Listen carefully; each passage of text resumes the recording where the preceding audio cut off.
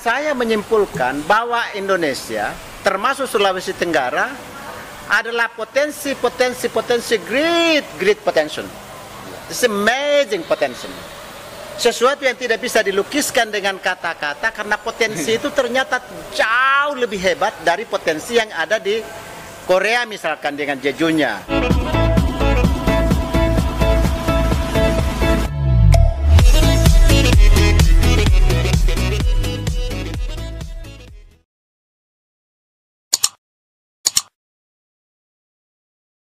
Saya mau sedikit ke ini Pak, ke yang juga tadi sudah saya sampaikan dari awal bahwa terhadap Abang membawa isu pariwisata di Kabupaten Wakatobi dulu, ya, dan itu pertama kali di Sulawesi Tenggara. Ya. Apa yang bisa dijual dari pariwisataan di Sultra ini khususnya? Ya, baik.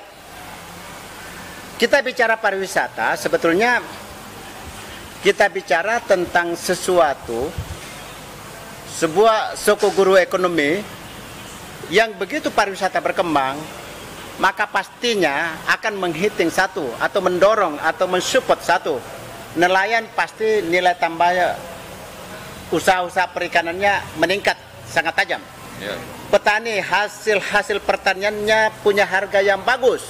Ya. Pedagang pasti perdagangannya berkembang dengan baik. Ya. Kemudian rumah makan, transportasi, dunia digital, dunia industri kreatif semua berkembang karena sektor pariwisata menghitung atau mendorong seluruh sendi-sendi sektor ekonomi. Ya. Nah, alhamdulillah saya sebelum menjadi bupati tahun 2006 ya, Bupati Wakatobi di Sulawesi Tenggara. Kebetulan saya sudah keliling dunia hampir seluruh benua.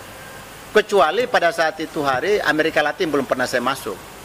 Ya, saya melihat dari pengembaraan saya ke hampir semua benua. Ya, maka saya menyimpulkan bahwa Indonesia, termasuk Sulawesi Tenggara, adalah potensi great potential. It's amazing potential. Sesuatu yang tidak bisa dilukiskan dengan kata-kata karena potensi itu ternyata jauh lebih hebat dari potensi yang ada di Korea misalkan dengan Jejunya, ya, di negara-negara Eropa misalkan, di negara-negara Amerika Latin misalkan di Lima, Peru dan beberapa negara-negara lain. Saya simpulkan Indonesia ini adalah surganya pariwisata dunia karena potensi atraksi pertama sempurna banget. Mau kita bicara laut sempurna. Mulai dari pasir, mulai dari pantai, mulai dari terumbu karang, mulai dari ombak, mulai dari segalanya. Tidak ada yang menyamainya di dunia, di Republik ini, di Sulawesi Tenggara ini. Kita bicara aksesibilitas sudah begitu hebat sekarang ini. Hampir seluruh kawasan, kabupaten, kota sudah ada bandara.